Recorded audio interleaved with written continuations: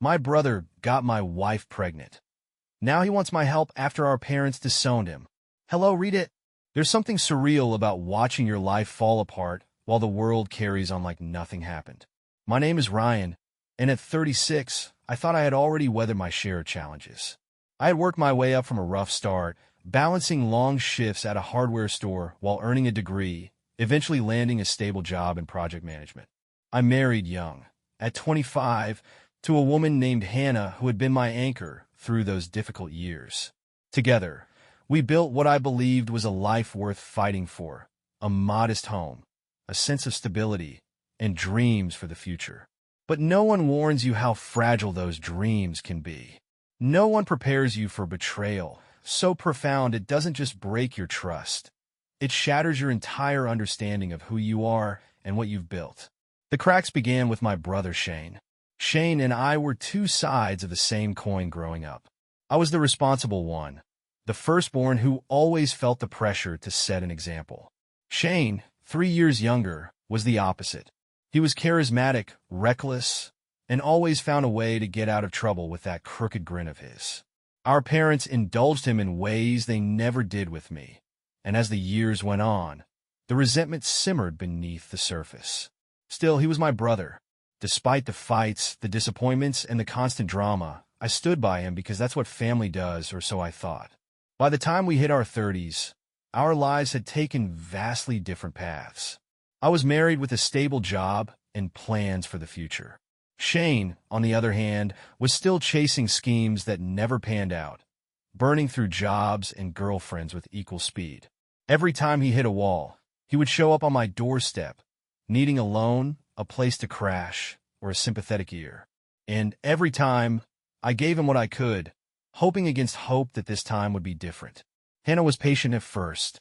She understood the complicated bond of sibling loyalty, even as Shane's visits became more frequent and his excuses more flimsy. She would make him coffee, listen to his stories, and remind me gently when it was time to draw boundaries.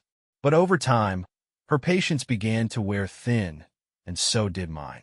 The final straw came during a particularly low point for Shane. He had burned through yet another job and broken up with yet another girlfriend, leaving him homeless and broke.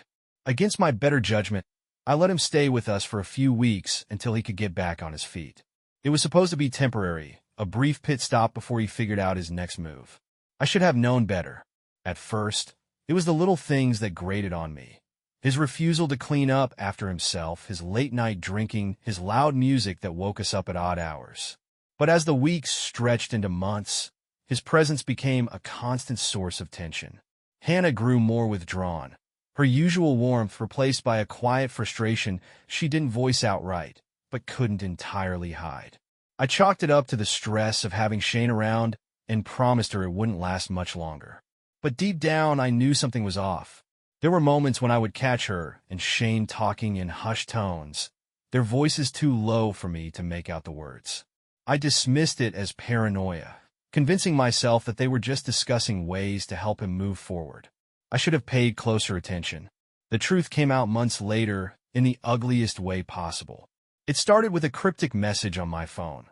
A mutual friend had seen Shane and Hannah together at a bar, looking far too intimate to be mistaken for casual acquaintances.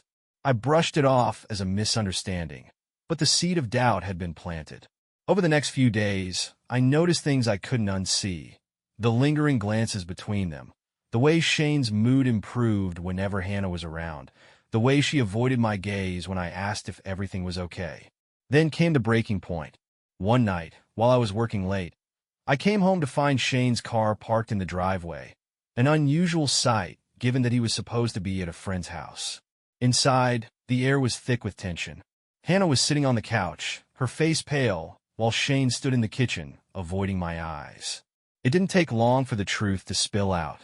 Shane and Hannah had been having an affair for months, right under my nose. The betrayal was bad enough, but the final blow came when Hannah confessed she was pregnant, and Shane was the father. I wish I could say I handled it with grace, but the reality was far messier. There were screams, accusations, threats. In the end, Shane packed up his things and left, while Hannah followed soon after. The house, once filled with warmth and laughter, was now a hollow shell of what it had been. In the aftermath, I was left to pick up the pieces of my life. The betrayal cut deeper than anything I had ever experienced. It wasn't just the loss of my wife or the humiliation of being blindsided. It was the realization that the people I had trusted most in the world had been the ones to destroy everything I had worked so hard to build. But if there's one thing I've learned, it's that life has a way of surprising you. Just when you think you've hit rock bottom, it finds new ways to twist the knife, or, in my case, to deliver an unexpected lifeline. When my parents found out what Shane had done, they were furious. For all their indulgence and favoritism, even they had their limits. They cut him off completely, disowning him and severing all financial support.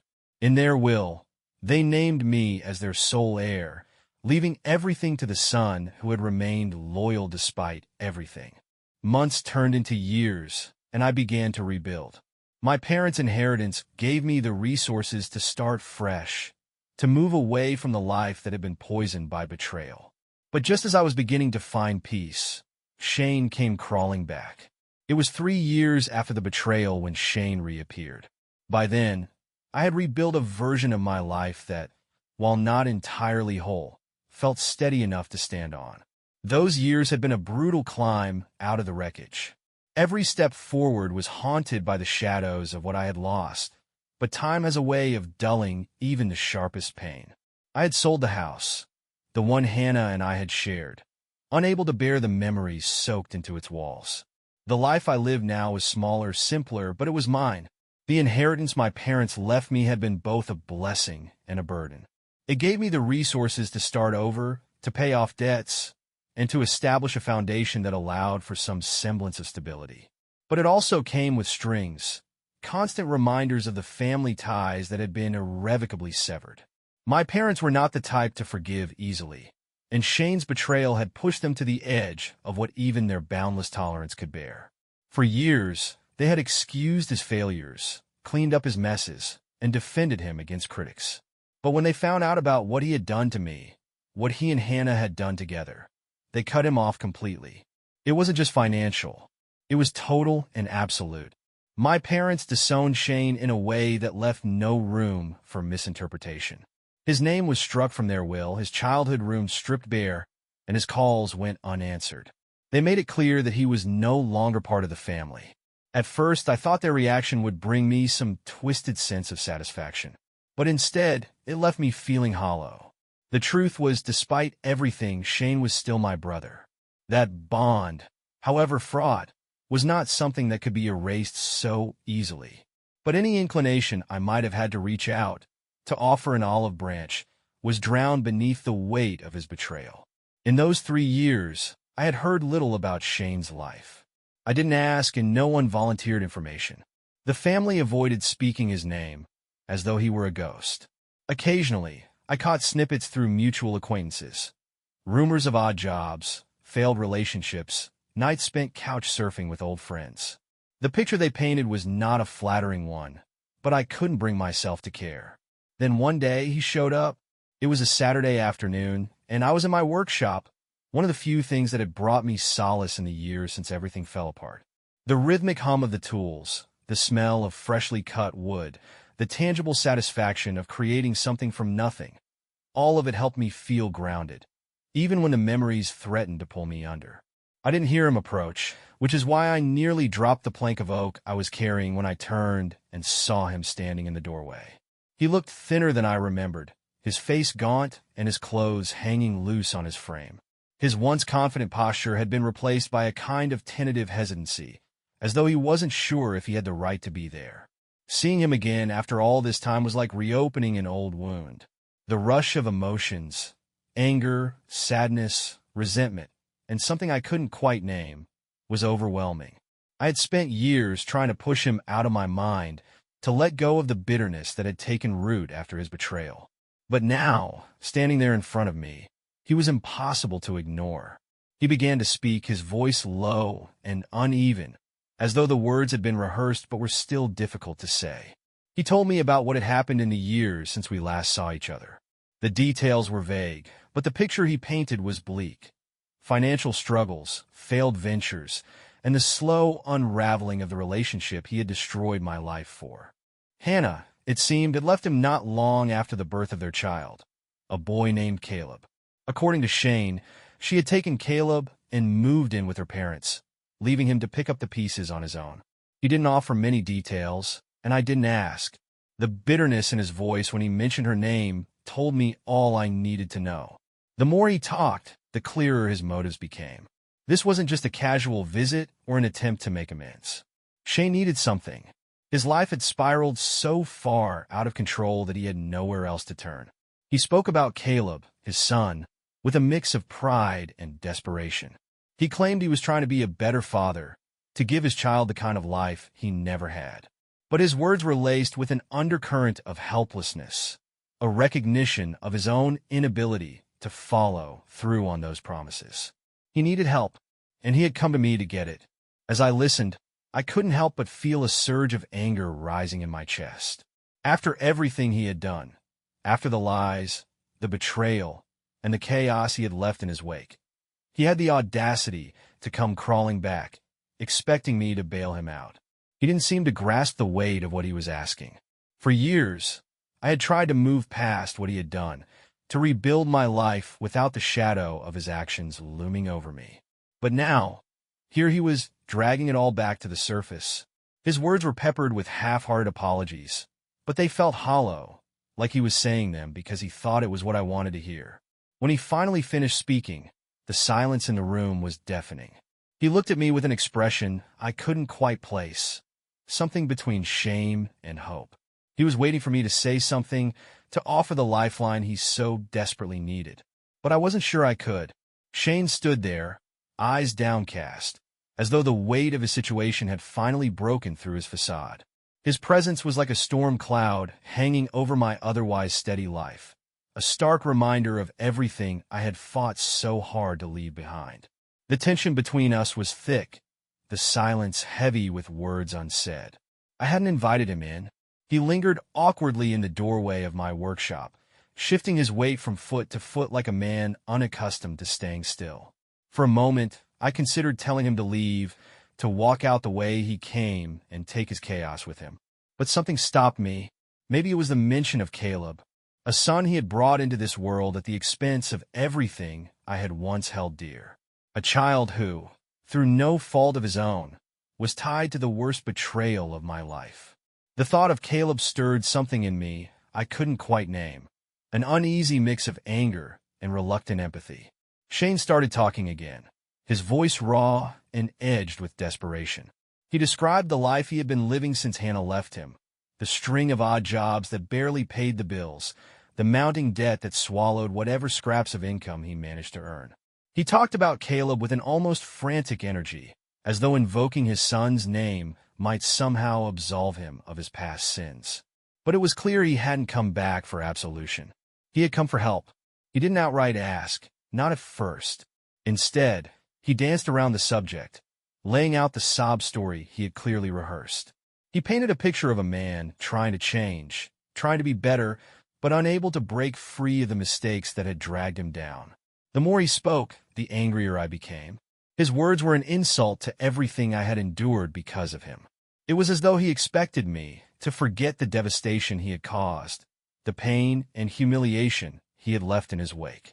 My life had fallen apart because of his selfishness, and now he had the audacity to stand in front of me, asking for a second chance. But even as the anger churned inside me, another thought crept in. What if he was telling the truth? What if, after all this time, Shane really was trying to change? What if Caleb, his son, was the catalyst that had finally forced him to take a hard look at himself? The idea unsettled me. It was easier to believe that Shane was the same person he had always been, reckless, manipulative, and incapable of accountability. But what if I was wrong? What if he was genuinely trying to turn his life around? That question haunted me as he continued to plead his case. He spoke about his parents, our parents, and how their disowning him had left him adrift.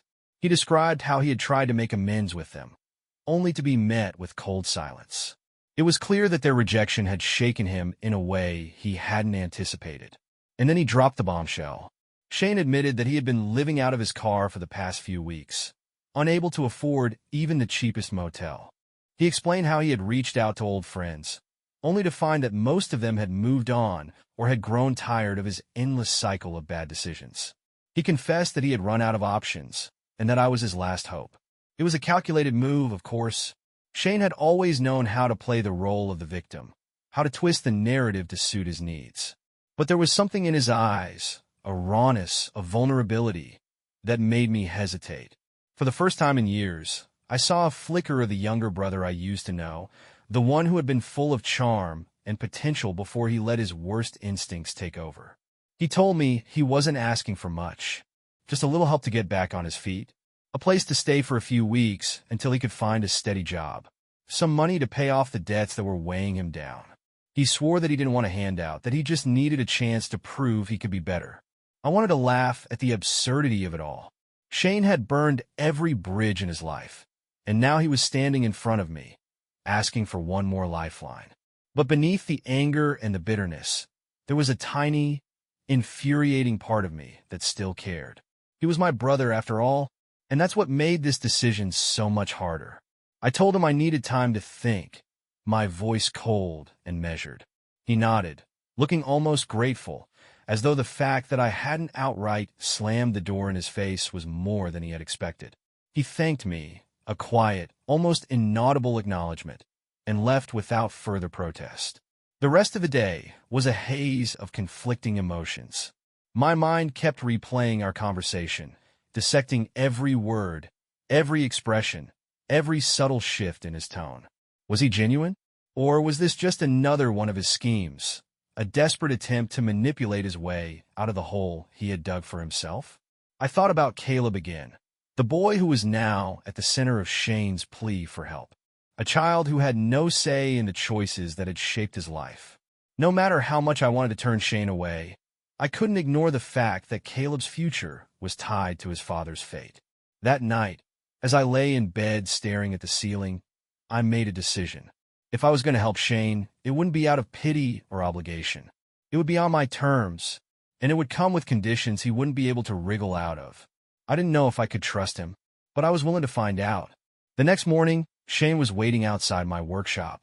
I hadn't invited him back or given him any indication of my decision, but there he was, leaning against his rusted car with the same hopeful, yet wary expression I remembered from when we were younger. His appearance hadn't improved overnight. If anything, he looked even more haggard, his jacket hanging off his thin frame and his shoulders hunched like a man bracing against a storm.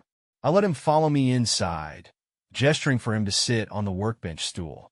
The workshop smelled of sawdust and varnish, a haven of order and purpose I had created to give myself some semblance of control after everything fell apart. But now, Shane's presence felt like an intrusion, as if the chaos he carried with him might seep into the walls. I took a deep breath, bracing myself for what I was about to say. I told him I would help him, but only on my terms. I laid out the conditions, my voice calm but firm. If Shane wanted my help, he would have to show me he was serious about changing. No excuses, no shortcuts. First, I told him he needed to find a steady job, not the fly-by-night gigs he had relied on for years, but real, consistent work that would allow him to provide for himself and Caleb. He had a month to make it happen, and during that time, he could stay in the spare room of my house. Second, he had to be completely transparent about his finances. I wasn't going to hand him money or bail him out, but I would help him come up with a plan to manage his debts. Every dollar spent would need to be accounted for. And finally, he had to stay away from the trouble that had defined so much of his life. No drinking, no partying, no late nights disappearing without explanation. If he slipped even once, he was out. Shane nodded along, his expression solemn. He didn't argue or try to negotiate, which surprised me. Instead, he looked relieved, as if even these strict terms were better than the alternative he had been facing. He thanked me quietly, his voice barely audible, and promised he wouldn't let me down. I wasn't sure I believed him. Over the next few days, Shane moved into the spare room at my house. I hadn't used the room for much since selling my old home and downsizing, so it was a bare, impersonal space, just a bed, a desk, and an old dresser. He didn't complain, though. If anything, he seemed almost grateful for the simplicity of it. At first, I kept my distance. I didn't want to make small talk or fall into the old patterns of brotherly banter that had once defined our relationship. Too much had happened for that. Instead, I focused on enforcing the boundaries I had set. Shane surprised me by following through, at least in the beginning. He left early every morning to look for work, dressed in borrowed clothes I had dug out of storage, and came home late in the evening with calloused hands and a tired expression. Within a week, he landed a part-time job at a warehouse on the outskirts of town. It wasn't glamorous, but it was steady, and he showed up every day without fail. In the evenings, he worked on untangling his finances. One night, I found him sitting at the kitchen table with a stack of bills spread out in front of him. He looked up as I entered, his face pale and drawn. He admitted his debt was worse than he had let on. The numbers on the papers were staggering. Thousands of dollars in unpaid credit card bills, collections notices, overdue rent from the apartment he had been evicted from. There were even a few personal loans from friends and acquaintances, people who had clearly given up on ever seeing their money again. As I stared at the mountain of debt in front of us, I felt the familiar stirrings of frustration and resentment. This was Shane in a nutshell, digging himself into a hole so deep he couldn't climb out, then expecting someone else to throw him a rope. But then I thought about Caleb. The boy was barely 3 years old, too young to understand the mess his father had made. He didn't deserve to grow up in poverty, shouldering the consequences of Shane's mistakes. If there was even a chance that helping Shane could lead to a better future for Caleb, I felt I had to try. I sat down across from Shane and began going through the bills with him.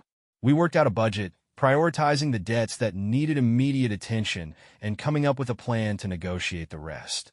It was tedious, grueling work, but Shane stuck with it, his focus uncharacteristically steady. As the weeks went on, I began to see flashes of the Shane I had once admired. He took his job seriously, showing up on time and putting in extra hours whenever they were available. He even started saving money, setting aside a portion of each paycheck to chip away at his debts. On the weekends, he spent time with Caleb, meeting him at the park or taking him to the library. It was strange to watch Shane interact with his son, a mix of awkwardness and genuine affection that hinted at how much he wanted to be a better father. But no matter how much progress Shane seemed to make, I couldn't shake the nagging doubt in the back of my mind. His track record spoke for itself. He had burned bridges before, convincing people he had changed only to fall back into old habits. One evening, I found myself sitting alone in the living room, thinking about the years I had spent rebuilding my life after Shane's betrayal. I thought about the nights I had lain awake, replaying the moment I found out about him and Hannah, and the endless cycle of anger and grief that had consumed me. Shane had done the unforgivable. He had taken the life I had built and torn it apart, leaving me to sift through the wreckage alone. And now, he wanted me to believe that he had changed, that he deserved a second chance. I didn't know if I could give it to him. As the month drew to a close, I found myself at a crossroads. Shane had made progress, but was it enough? Could I trust him to keep moving forward? Or would he revert to the man who had caused so much destruction? The answer, I realized, wasn't something I could decide on my own. Shane's redemption wasn't mine to grant. It was something he would have to prove, not just to me, but to himself and to Caleb. And in the days to come, I would learn just how much he was willing to fight for that chance. The month I had given Shane passed in a blur of cautious progress and lingering tension. For every step he took toward repairing his life, there was a part of me bracing for the inevitable stumble. I wanted to believe he had changed, that he could be more than the reckless, selfish brother I had grown up with. But years of broken trust had left their mark. Still, I couldn't ignore the progress he had made. He kept showing up at the warehouse, sometimes working overtime shifts to bring in extra money. His debt, while still a mountain, was no longer insurmountable. Slowly, he began negotiating payment plans with creditors, chipping away at the weight of his financial mess. He also spent as much time as he could with Caleb. On Saturdays, I would watch from the window as he buckled his son into the back seat of his old car, the two of them heading off to the park or the library. Caleb was a bright, happy child, blissfully unaware of the chaos that had shaped his parents' lives. When Shane came home after those visits, he seemed lighter somehow, as though being around his son reminded him of the man he wanted to be. But even as Shane made strides, the shadow of his past loomed over him and me. His presence in my home, though orderly and subdued, brought with it a constant undercurrent of unease. I found myself watching him closely, looking for signs of cracks in his resolve. I wanted to believe he was genuine, but I couldn't silence the voice in my head that kept whispering, "Be careful. He's fooled you before." One Friday evening, as we sat across from each other at the kitchen table, I told Shane that his month was up. He had done well, better than I expected, but I wasn't ready to let him off the hook. I extended his stay by another 2 months with the same conditions. If he continued to make progress, we could revisit the arrangement. Shane's relief was palpable. He thanked me quietly, his voice steady but laced with what I could only describe as guilt. I didn't respond, simply nodding as I cleared the table. The truth was I wasn't doing this for Shane. I was doing it for Caleb, for the small part of me that still believed people could change, even when they had done the unforgivable. For the next few weeks, things seemed stable. Shane kept to his routine, and the tension between us began to ease, if only slightly.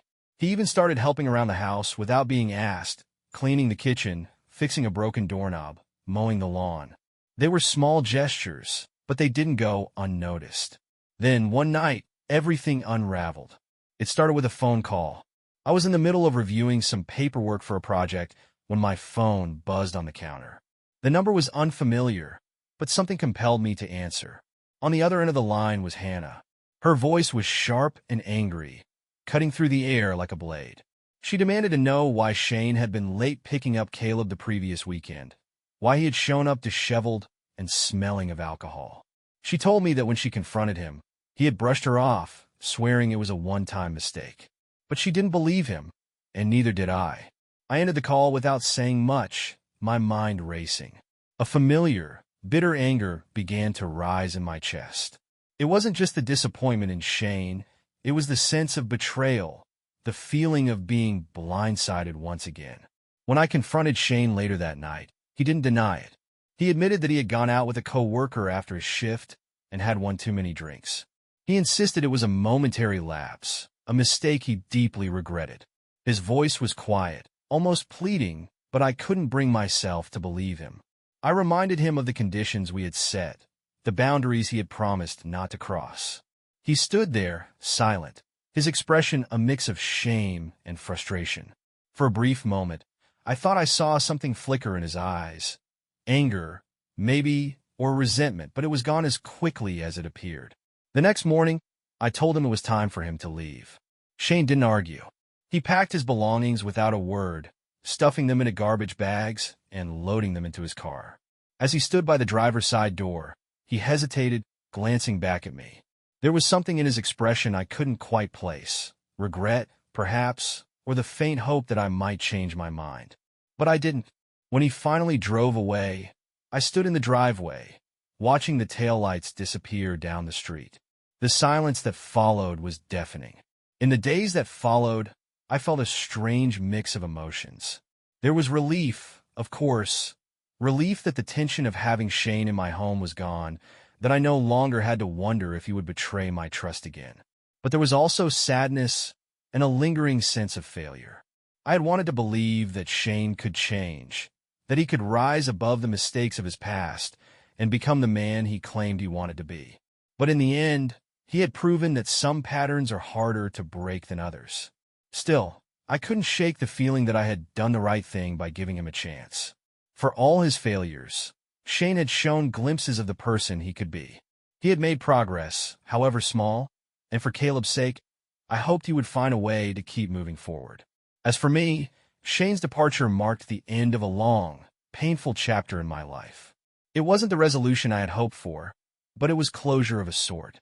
The weight of his betrayal, the anger and resentment that had consumed me for years, began to lift.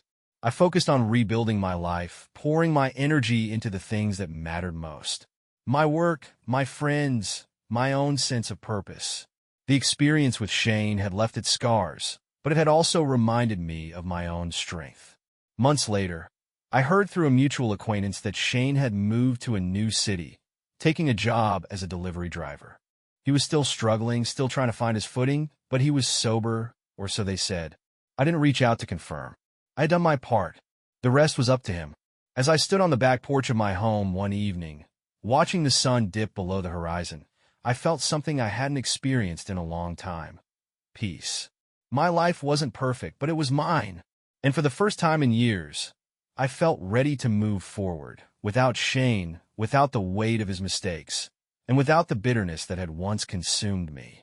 In the end, I realized that redemption isn't something you can force on someone else.